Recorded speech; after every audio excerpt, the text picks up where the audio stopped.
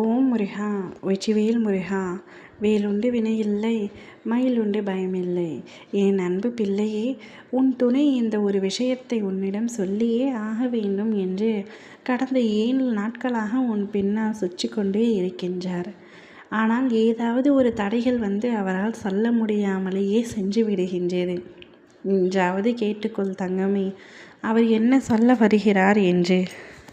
நான் சொல்ல முடியாத காரணத்தால் தான் என் மூலமாக சொல்லி அனுப்பியிருக்கின்றார். உன் அப்பா நான் இந்த உண்மையை உன்னிடம் சொல்கின்றேன் கேள்.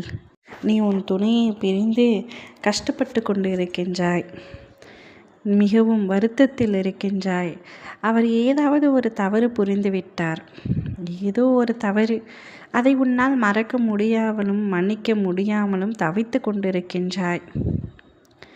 இந்த சூழ்நிலையில் நீ இப்பொழுது அவரை பிரிந்து இருப்பது தவறு தங்கமே. மனிதர்கள் தவறு செய்வது இயல்பு தான். தவறு செய்யாமல் இவ்வுலகத்தில் யாருமே இல்லையே. மறப்பதும் மன்னிப்பதும் தானே மனித குணம். அவர் செய்த தவறை நீ மறந்துதான் ஆக வேண்டும், மன்னித்துதான் ஆக வேண்டும். அவர் அதற்கான தண்டனையை அனுபவிக்கின்றார். அவர் தவறை உணர்ந்து விட்டார், மனதால் மன்னிப்பு கேட்டு விட்டார். மீண்டும் நீ அவரை பிரிந்து இப்படி கஷ்டப்படுத்தி கொண்டிருக்கின்றாய்.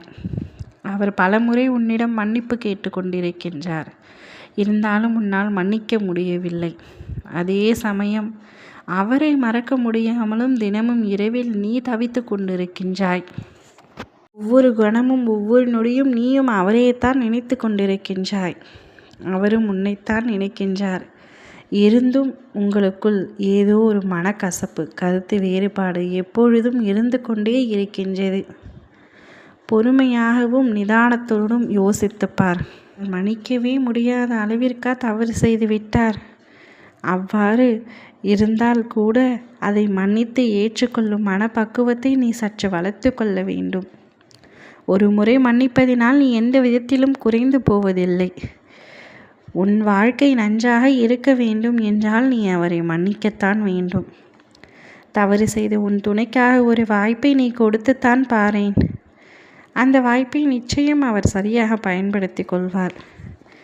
நீ அவரை ஏற்றுக்கொண்டு மன அமைதியுடனும் மகிழ்ச்சியுடனும் வாழ வேண்டும்.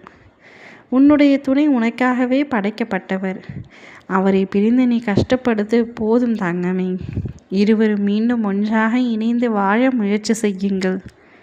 அப்பா நான் சொல்வதை மனதில் வைத்து கொண்டு இந்த உண்மையை புரிந்து கொண்டு வாழ்க்கையில் இருவரும் ஒன்றாக சேர்ந்து வாழ வேண்டும் என்ற முடிவை எடுக்க வேண்டும்.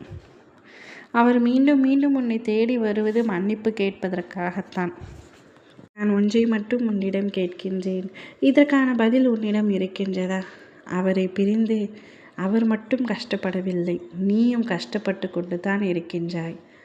அவருடைய சந்தோஷத்திற்கு இல்லை என்றாலும் உன்னுடைய சந்தோஷத்திற்காகவாவது நீ அவரை மன்னித்து ஏற்றுக்கொள்ளத்தான் வேண்டும்.